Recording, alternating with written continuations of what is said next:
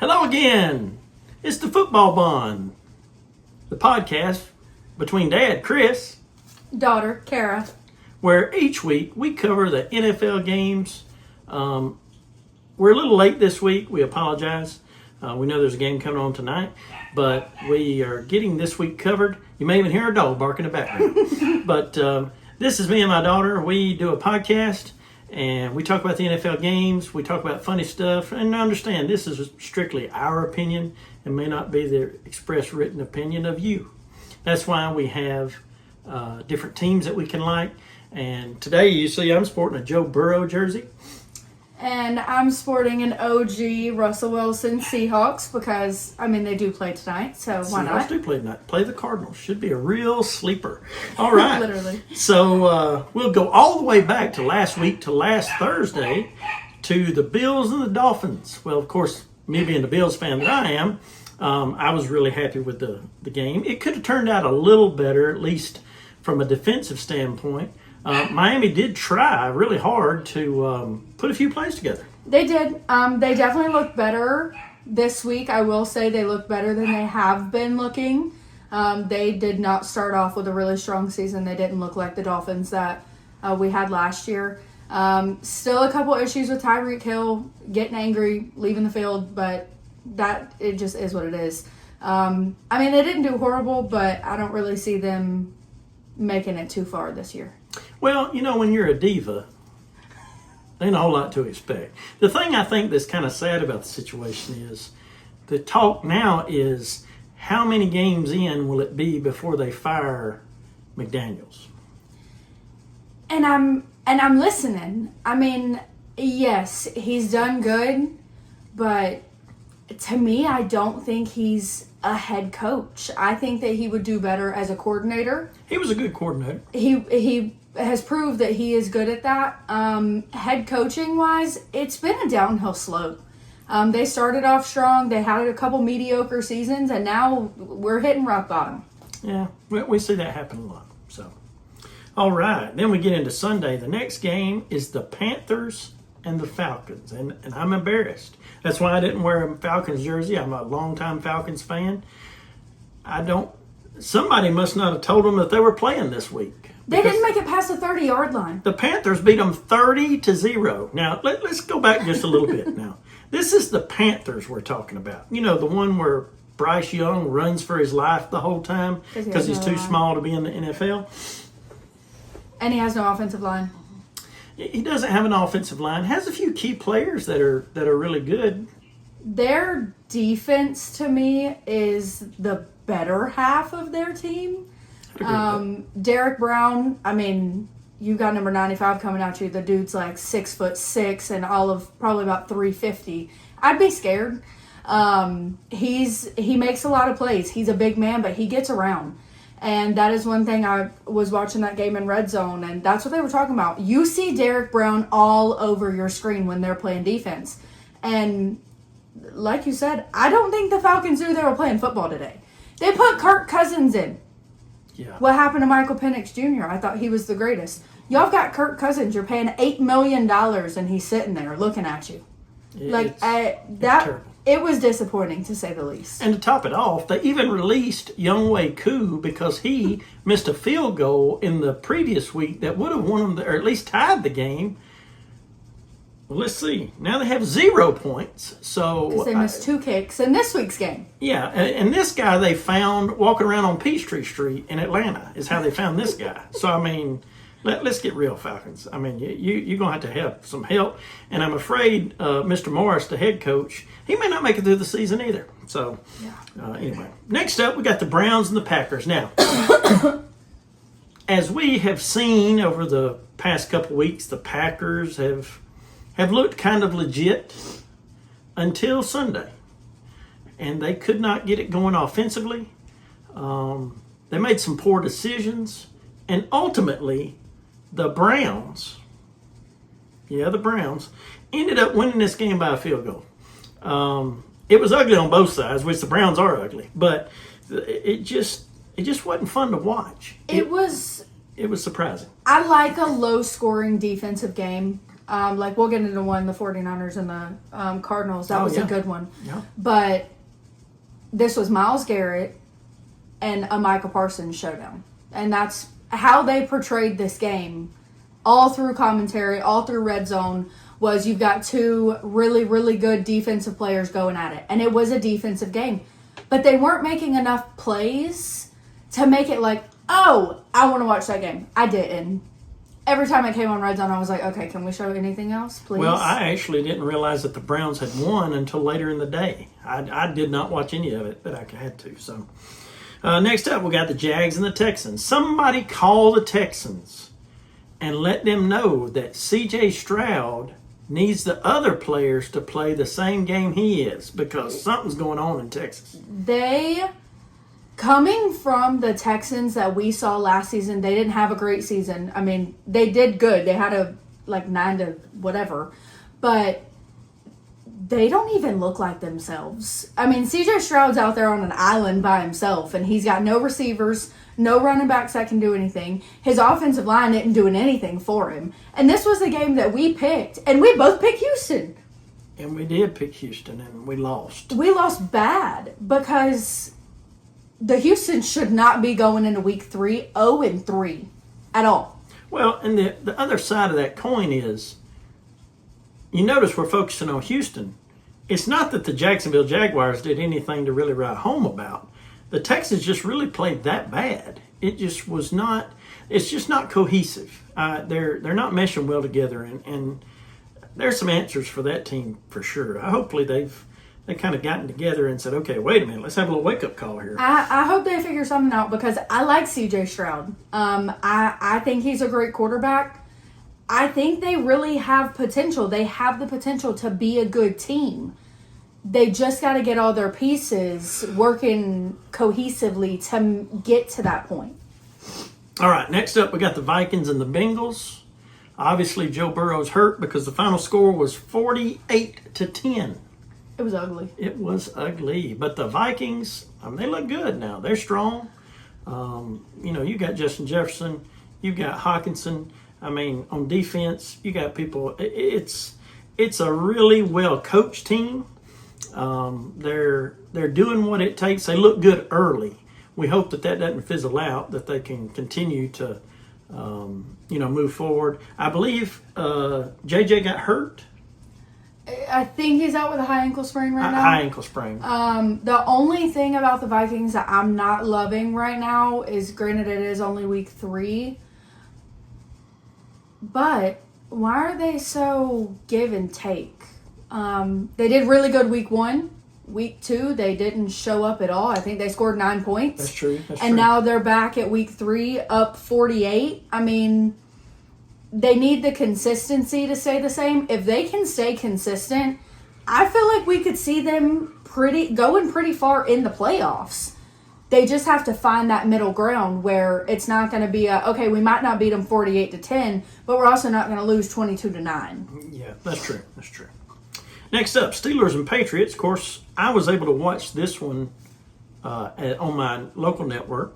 Of course, we're all excited to see Aaron Rodgers, and we're excited to see the Patriots. Yeah, anyway, we are excited to see Drake May because he's a good young quarterback, and that's kind of a battle, him and Aaron Rodgers going at it. At the beginning of the game, they went down and scored. The Patriots went down and scored, and you thought, well, this one might be a pretty good game. And later on, they got another touchdown, and then it just kind of stalled. Yeah. Like everybody just stopped playing, and finally the Steelers got another touchdown. It just, it was kind of a sleeper. I actually turned away from it 3 or 4 times. So. Yeah, I didn't pay it too much attention. Beginning, like you said, beginning was interesting, and then they were just out there. They weren't doing anything. They were doing 3 and out on both sides for like the whole third quarter. So yeah. It wasn't exciting. Next up, we got the Eagles and the Rams. It's so disappointing. I'm a big Rams fan, and the Rams led most of this game, I believe, all the way to the fourth quarter. The issue that I have with this game, and I didn't pay it too much attention, but I watched enough of it. My problem goes back to the Eagles, which I have stated, I think, in every episode so far.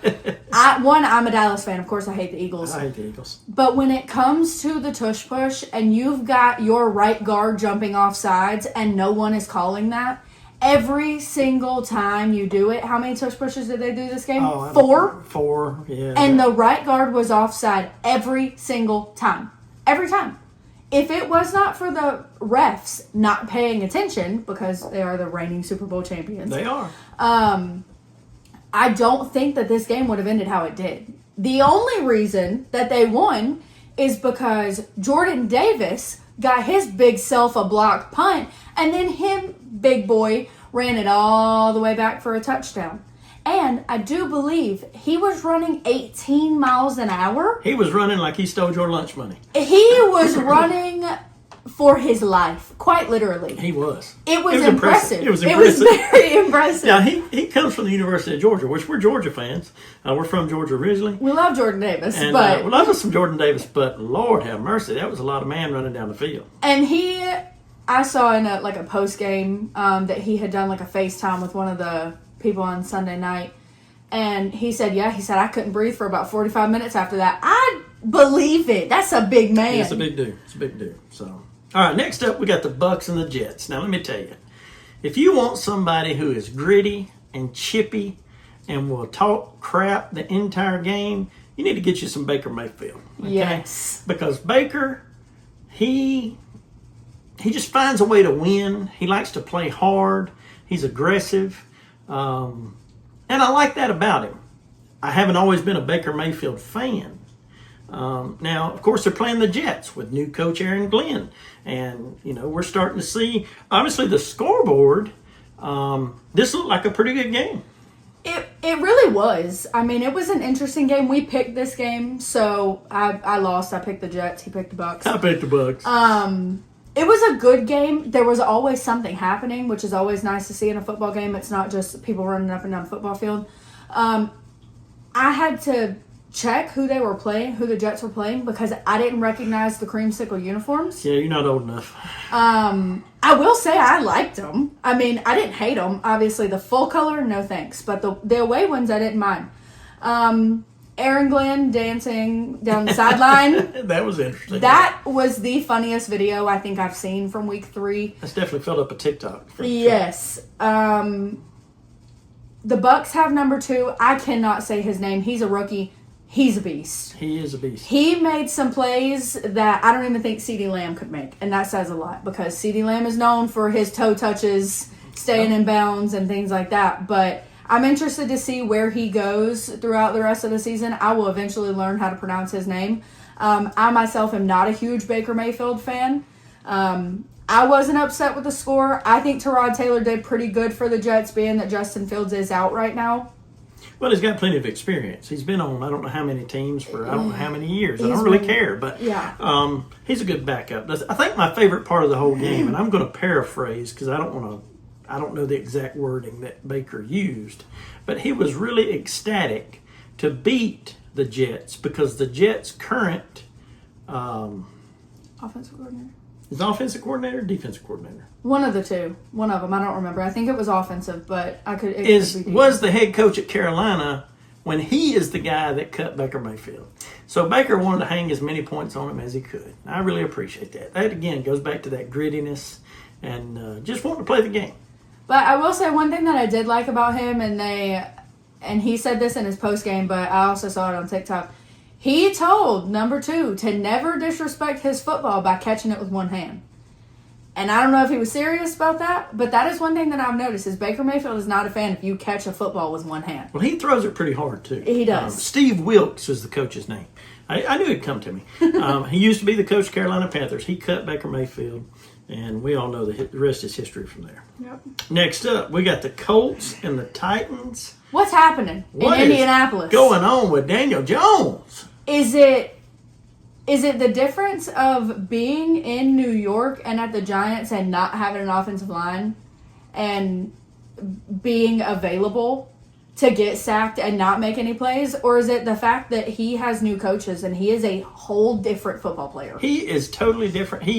You see it's a new life. Now remember, he didn't leave the Giants and go straight to Indianapolis. He actually sat behind Sam Darnold last year in Minnesota, and I don't know, we'll talk about Darnold here in a minute, but I'm really surprised at Daniel Jones. I mean, he's balling. I mean, he's playing some football, and I don't feel sorry for Anthony Richardson because he attended the University of Florida, which we hate.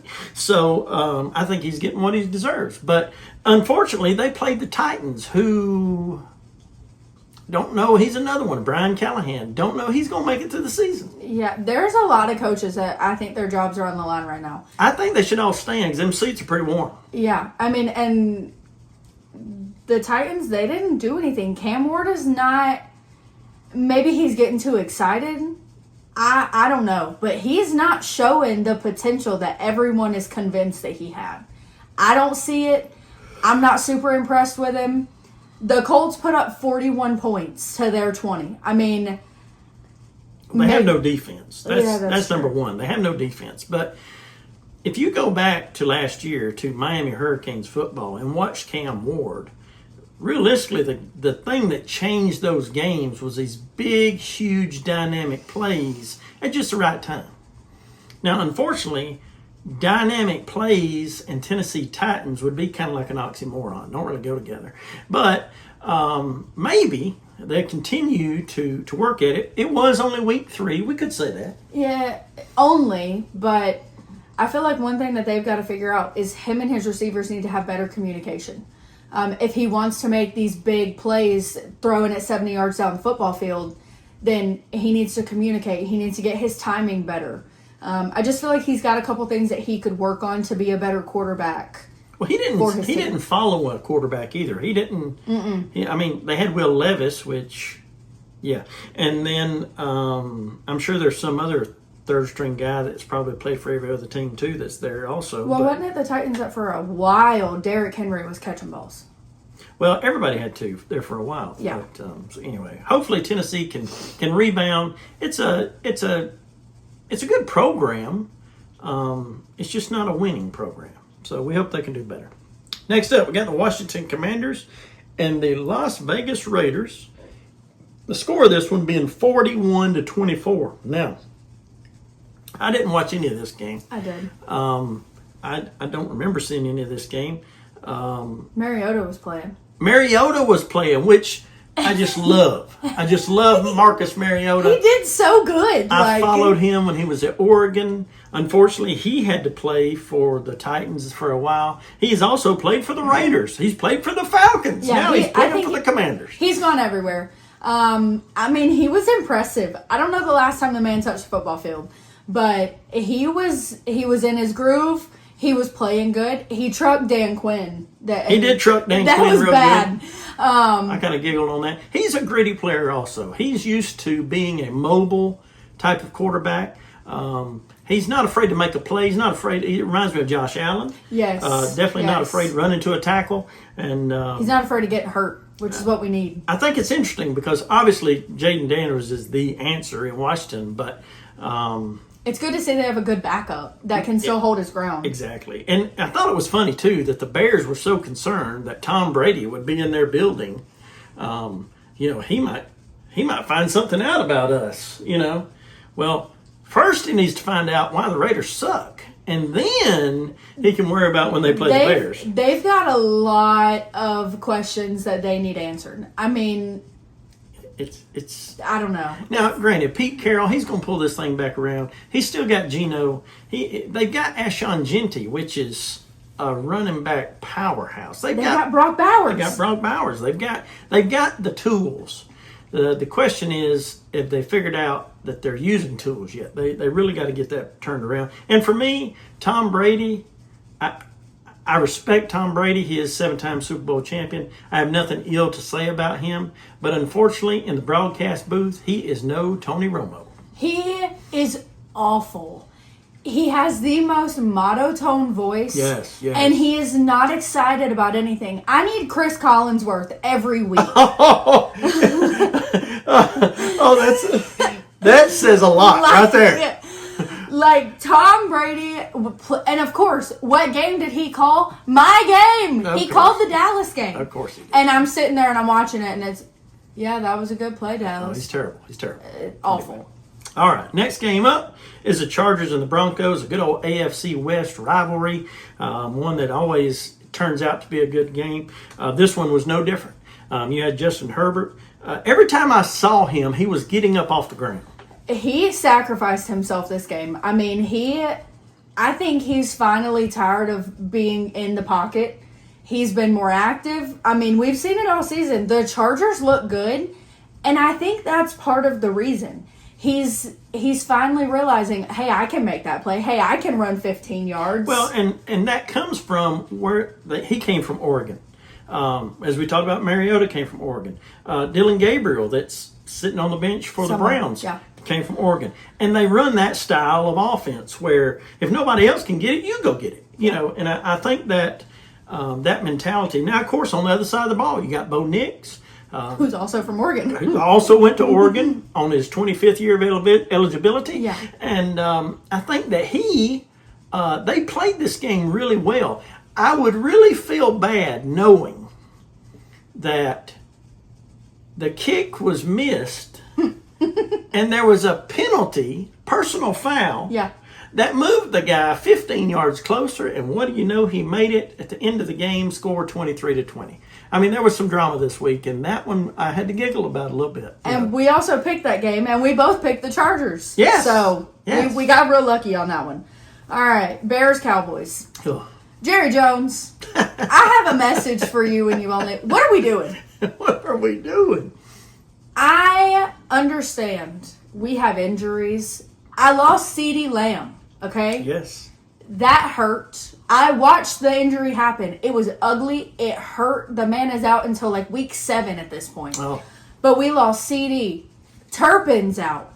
I've got Tyler Guton out. Kenny Clark, my new guy, is out. Like, I understand that we have injuries. First of all, we need something in the secondary. We have no secondary at all whatsoever. Because Trayvon Diggs is out there and he's not doing anything. I mean, he's watching people. To me, they kind of changed roles. They're so scared that we don't have Micah Parsons anymore. They've had Trayvon in different looks, not in the looks that you're used to seeing Trayvon Diggs play, which is corner, high safety, those cover 2 looks. And I think that has been an issue because a lot of these corners are trying not to give up that it's inside stuff, but then they're getting toasted on the outside. But then we also have the problem of we're missing 2 of our big defensive guys, and that's Deron Bland, my interception king, and Demarion Overshown. Yeah, we need Overshown back. And Overshown is out until I think they said he's probably not going to be back until Thanksgiving. Wow. So we've definitely got to figure out something to do defensively. Bears, I hate Caleb Williams, but they look so good. You could finally start to see a little bit of Ben Johnson's system actually working. Now, we know he left the Detroit Lions with the success they had last year. He was their offensive coordinator. He comes over to Chicago Bears. He's got this potentially awesome quarterback in Caleb Williams. They have plenty of tools. DeAndre Swift was running the ball. I mean, he was moving. And as we all know, a Chicago game is run the ball and play defense. That wins games. It does. It still does. Every team could do it. It still wins games. But they just had the right pieces. Cole Kmet is a tight end machine. No, they've also got 84 Loveland. He's a rookie tight end. He's proven himself. He's been pretty good. But overall, they not only beat Dallas on the scoreboard, they beat Dallas overall. They beat him in the trenches. It was brutal. I mean, offense didn't show up. Our defense didn't show up. It was just an ugly game all around to the point I don't even think I made it to halftime, and that says a lot because usually I'm the one screaming at the TV like they can hear me. They can't. But it was just a bad game. And if we don't step it up, I don't know how our season's going to go. All right, next game we had Seahawks versus the Saints. And again, 44-13. I mean, the Sam Darnold show is live. I mean, let's be real here. Sam Darnold is balling, and he's got Cooper Kupp, and they've got Charbonnet, and or Shem. I don't know. Zach Charbonnet. It may be Charbonnet. Anyway, their running back, he is a good running back. The Seahawks have really, they're showing, that they're offensive, Unfortunately, the Saints are showing that they're just offensive. It's ugly awful. it's ugly to watch. It's so bad. It's terrible. They quit showing that game on Red Zone because the score got so high. Because the Saints did nothing. Every time they showed it, Seahawks had another touchdown. Seahawks are in the red zone. It wasn't impressive. They didn't really do anything. I mean, they need to figure out their quarterback stuff. They also have a hole, though, because Alvin Kamara, the few times I saw him touch the ball, wasn't the Alvin Kamara of old. Now, granted, I'm only talking about like last year. I mean, he was really, did a lot better last year. But the Saints, poor old, what's the kid's name? Moore, that went to be their head coach. Kellen. Kellen Moore. He's been all around the place. The poor guy. He's going to lose his job, too. He was a good quarterback for Boise State, but... he didn't do too much in Dallas. I mean, he did decent in Philadelphia. He went to the Super Bowl with He them. did do decent in Offensive. Philadelphia. And that's also one of those reasons that he ended up with the Saints job. The Saints held out to get Kellen Moore because there were other coaches available. I think they're regretting that right now. Well, they may not be regretting it in that aspect, but again, it's one of those situations where everybody's new. And if you really think about, from the time that OTAs start, spring, let's get into football and have training camp and all those things. I mean, you're still introducing yourself to people and trying to figure out new schemes and systems and how that works. So hopefully the Saints won't rebound and they end up being the worst team in the NFL, and that would just make me laugh to no end. But anyway. But one thing that I've found that I've noticed about not just the Saints but every team is these guys haven't played football, real football, in months. Yeah. Some of them haven't played since last December? Well, they didn't play the preseason games because the starters don't normally play. So I feel like that's been a lot of the issues is the guys are having to get back in the rhythm of things. There are injuries. People are going down because they haven't played. They haven't been as physical as, football is a needy sport. It is. And they're just not, obviously in practice, you're not trying to kill each other. So you're not getting injured like you are in an actual game, and it's showing. So I'm hoping that by middle of the season, we start improving on some of those things. All right, 49ers Cardinals, this game was ugly. But Mac Jones looked good. Brock Purdy, you may better... you better watch out. Mac Jones come to play. I was really impressed with his performance. And granted, Kyler Murray did the same thing. The drop by Marvin Harrison Jr. is probably going to be a meme for life. Oh, it will be. The poor guy. He's talked about the best hands in football. Yeah. Okay. No. But again, they could have tied at 0. I would have been tickled because I don't like either one of them. Yep. But, life goes on. Oh, the 49ers did get hit with a really, really bad injury. They lost Nick Bosa for the rest of the season. They did, tore his ACL. He's out with an ACL injury. But what doesn't make sense to me is the man walked off the field. He looked totally fine, and then bam, ACL. So they're already hurting when it comes to injuries, and that one's going to hurt their defense a lot. That will hurt a lot. All right, next up was Sunday night's game. It was the Chiefs versus the Giants. I picked the Giants. And you lost. It was okay. You've seen a little banter between Travis Kelce and Andy Reid. That's normal. Which is normal, which is basically him saying, are you going to play or not? And but the Giants, not impressive. Yeah, no, they looked awful. They were terrible. They looked so bad. I still predict Dabo, he ain't going to make it past week 6. Mm-mm. I just don't see it happening. So It was an unimpressive game. It was just boring, really. I'm glad, and I actually didn't stay up to finish it. Yeah, I didn't either. Yeah. All right, Monday night. Oh, man, this game right here is the one. I am not a Ravens fan, but I am a Dan Campbell fan. And I was nervous going into this game. I was nervous. I was not thinking that the Lions were going to pull it out. Talk about a game. I'll tell you what, Opening snap, we go down, get a touchdown. We go down, get a touchdown. We go down, get a touchdown. I mean, it was just back and forth, and I thought, this thing's going to be 100 to 100. But then finally the defense kicked in. Yes, and the defense played the game for quite some time. I mean, the Lions' defense was stopping Derrick Henry, and Lord knows that's a difficult task. And that fumble. Oh. Derrick Henry fumbling the ball, it sounds unheard of. It does. It just sounds unheard of. It sounds like Muhammad Ali getting knocked out. It just don't sound right. But in watching it, one thing that I think Derrick Henry needs to do is, obviously that doesn't happen very often for him. But I think that he's got to get his emotions under control, because after that he was slamming his helmet and he was done. You can't do that. I mean, this is football. You drop one football, it's okay. Get back out there. Yeah. Like, it is what it is. But I will say, the Lions, Jahmyr Gibbs. Oh, they had to run an attack between Montgomery and Gibbs.